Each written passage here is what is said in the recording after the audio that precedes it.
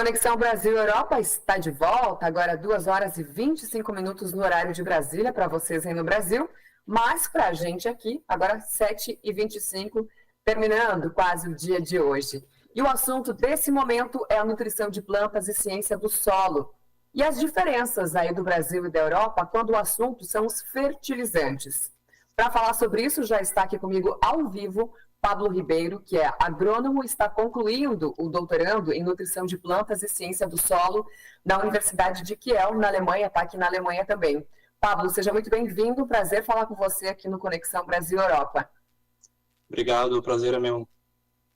Pablo, agora conta um pouquinho para mim sobre essa sua trajetória, né, para a gente contextualizar. Você é agrônomo com especialização em biogeoquímica de solo, ciências ambientais, fertilidade do solo, física do solo e nutrição de plantas, fez um mestrado em manejo e agora está fazendo esse doutorando aqui na Alemanha, também nessa questão da nutrição. Conta para mim como que você veio parar aqui e qual o caminho que você fez. Então, obrigado pela introdução. Como tu bem falou, eu tenho formação na Universidade Federal de Pelotas e também pela Embrapa Clima Temperado. E em 2020 surgiu a oportunidade de vir para a Alemanha através de uma bolsa financiada pelo Serviço Alemão de Intercâmbio Acadêmico. Então essa bolsa foi aprovada em um projeto com o intuito de estudar fertilizantes nitrogenados de eficiência aumentada. E então quem acabou viabilizando isso foi o governo alemão através dessa agência que é o Serviço Alemão de Intercâmbio Acadêmico.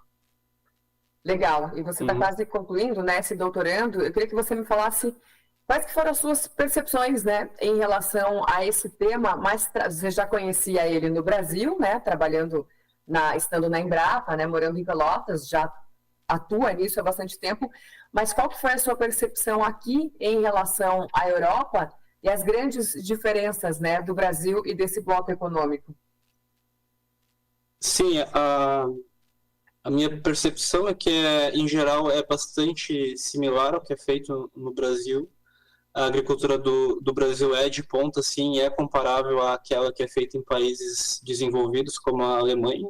Então, as principais diferenças que eu tenho observado é mais em função de clima e dos diferentes cultivos, né, também em conta do diferente clima que existe nos dois países, já que o Brasil é um país de clima tropical, enquanto que a Alemanha possui o clima temperado, né?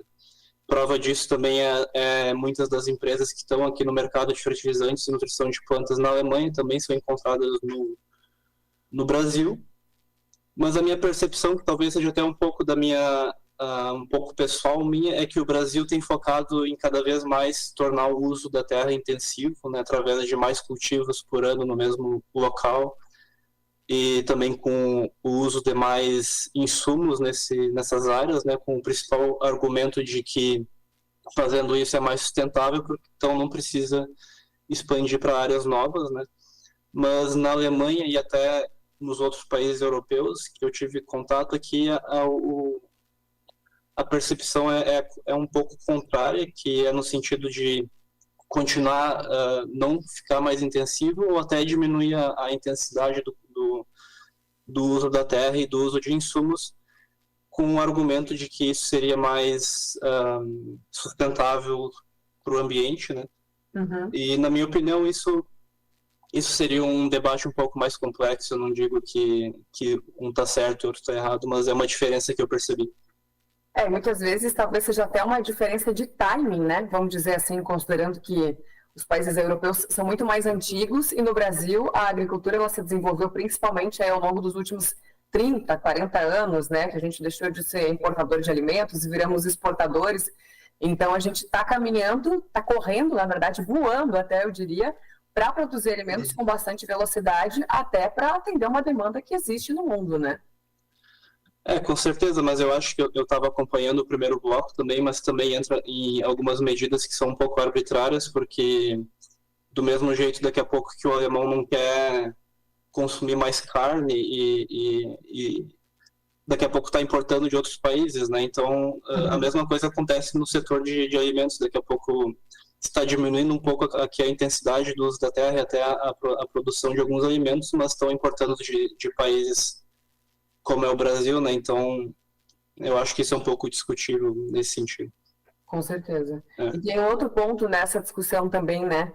A questão dos insumos agrícolas, né? As pessoas muitas vezes falam sem conhecimento, o Brasil utiliza tal insumo agrícola, tal defensivo, que na Europa está na lista de defensivos proibidos. Você pode falar dos fertilizantes especificamente. E muitas vezes isso acontece justamente por causa das diferenças que existem entre os dois países, né? Entre a Europa, no caso, o bloco econômico, e o Brasil, né? Como você comentou, o Brasil é um país de clima tropical, então os produtos que os produtores precisam usar muitas vezes são totalmente diferentes do que os produtores necessitam usar aqui. E isso acaba colocando esses produtos nessa lista, assim como pode ter produtos daqui que não vão ser utilizados no Brasil. Só que muitas vezes o discurso acaba sendo muito raso, as pessoas não têm conhecimento e só levam essa informação para frente, né? Você deve escutar bastante isso por aí também. Sim, com certeza. Eu posso dar um depoimento mais focado para essa área de nutrição de plantas e de adubação, porque é a área que eu tenho mais contato, né? Então, eu gostaria de trazer algumas curiosidades que talvez sejam interessantes para os ouvintes, né? A Alemanha tem alguns estereótipos, que é entre eles a burocracia, e também tem muitas regras, né? E isso é verdade para a agricultura também, Uhum. e nessa área de fertilização. Então, existem algumas leis na Alemanha que são bastante específicas da Alemanha e que não existem no Brasil, e também algumas delas não existem nem em outros países europeus. Um exemplo disso é no caso da ureia. A ureia é o fertilizante nitrogenado mais comum que existe no mundo, não só no Brasil, não só na Alemanha, mas no mundo inteiro, por conta de ser barato e com alto teor de nitrogênio. Porém, na Alemanha, desde 2020, é obrigatório que os produtores utilizem, após a aplicação dessa ureia, eles têm que incorporar isso no solo, ou eles têm que utilizar um produto chamado de inibidor de urease, que é um produto que vai diminuir as perdas de nitrogênio e diminuir a poluição do ar. E isso o principal objetivo é que a Alemanha cumpra as metas climáticas que eles assumiram. Mas esses produtos também estão disponíveis no Brasil, mas no Brasil e na maioria dos países, não só no Brasil, isso não é obrigatório por lei, né? Mas na Alemanha, desde 2020, é sim obrigatório por lei, por exemplo, né? Entendi. É. E no Brasil a gente tinha também, até recentemente, um outro problema, que é a questão de fazer um registro de uma molécula, né? Que antes se levava muito tempo, às vezes mais de 10 anos, para se poder registrar uma molécula, o que acabava fazendo com que o que é um problema hoje, uma praga de hoje, daqui a 10 anos já mudou, já não faz mais parte da realidade. Como que funciona isso aqui na Alemanha, né? Porque como você comentou, e como eu sei também da minha convivência aqui desse um ano, o país é totalmente burocrático, né? Como que funciona essa questão por aqui? Falando mais dessa parte técnica, né, e biológica dos produtos. A Alemanha ela conduz bastante pesquisa básica, né, em moléculas, mais no caso de fertilizantes com biológicos, que tem toda uma abordagem mais sustentável, mas com certeza, né, é bastante burocrático, tem que cumprir uma série de estudos de eficiência comprovada, de provar que esse produto não causa nenhum risco para o ambiente, para o consumo humano. Então, todo esse processo, com certeza, é um processo que leva anos, né? Talvez mais entre 5 a 10 anos, eu diria. Desde da concepção até que isso vai chegar realmente na prática. Entendi. Agora, fazendo um comparativo, né, tanto em relação à produção, e claro, né, considerando todas as diferenças que existem entre os dois, mas você percebe que o Brasil hoje ele tem mais a ensinar ou mais a aprender? Eu acredito que não seja tão simples e que os dois países têm o que ensinar e o que aprender, né? O Brasil é um país privilegiado em termos da sua grande área, de disponibilidade de água, pelo menos em algumas regiões específicas, e também o clima, que é bastante favorável para a agricultura, né? E, além disso, eu vejo que o brasileiro é bastante criativo em termos de desenvolver algumas iniciativas inovadoras, como é o exemplo do Sistema de Integração Lavoura, Pecuária, Floresta no Brasil, que faz parte da agenda brasileira para também atingir as suas metas climáticas até 2030.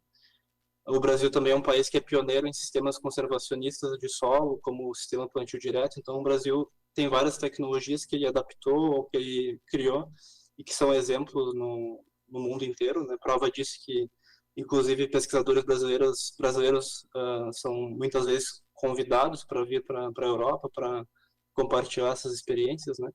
Por outro lado, a Alemanha é um país que tem mais tradição em pesquisa básica, como tu falou, de daqui a pouco desenvolver uma molécula nova ou de desenvolver um princípio ativo de algum produto que daqui a pouco vai revolucionar a agricultura. Prova disso são empresas enormes, que é a BASF e a Bayer, que são empresas alemãs, né?